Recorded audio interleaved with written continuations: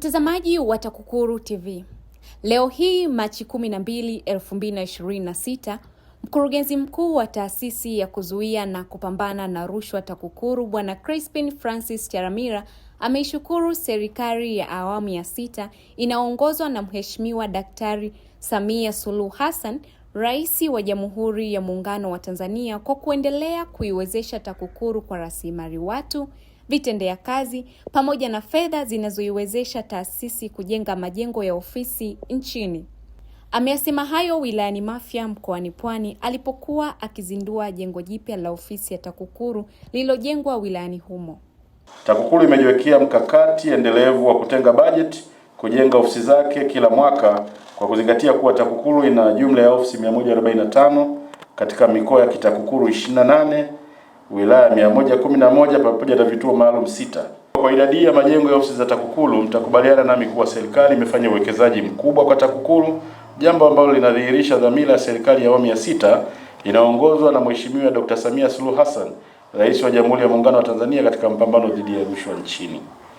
Kwa niaba ya management na watumishi wenzangu wa Taasisi ya Kuzuia na Kupambana na Rushwa, napenda kuchukua fursa hii kutoa shukrani zangu za dhati kwa Mheshimiwa Dr. Samia Suluhu Hassan, Rais wa Jamhuri ya Muungano wa Tanzania, na serikali ya awamu ya 6 anayoiongoza kwa kuendelea kuiwezesha TAKUKURU kwa rasilimali watu, vitendea kazi pamoja na fedha ambazo zimetuwezesha kujenga majengo ya ofisi za TAKUKURU katika mikoa na wilaya. Hivyo kuwapatia watumishi wetu mazingira bora ya utendaji kazi, lakini pia kutoa huduma bora kwa wananchi ambao tumepewa dhamana ya kuwahudumia.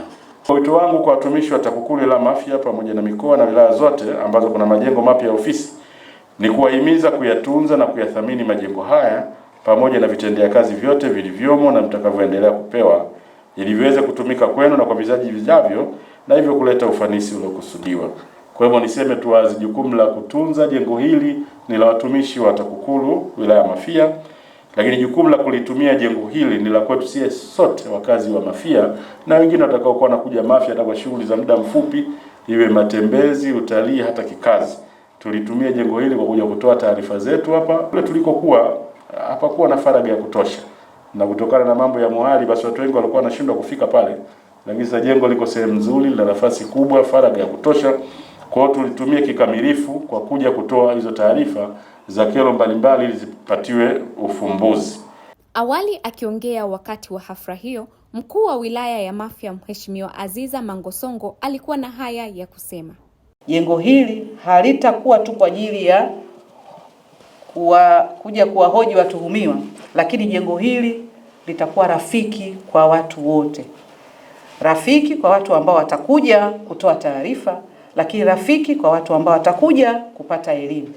Kubwa zaidi, katika wilaya zote 139 za Tanzania bara ambazo najua ofisi za TAKUKURU ziko zaidi ya hizo, ukaona fedha hizi uzielekeze Mafia.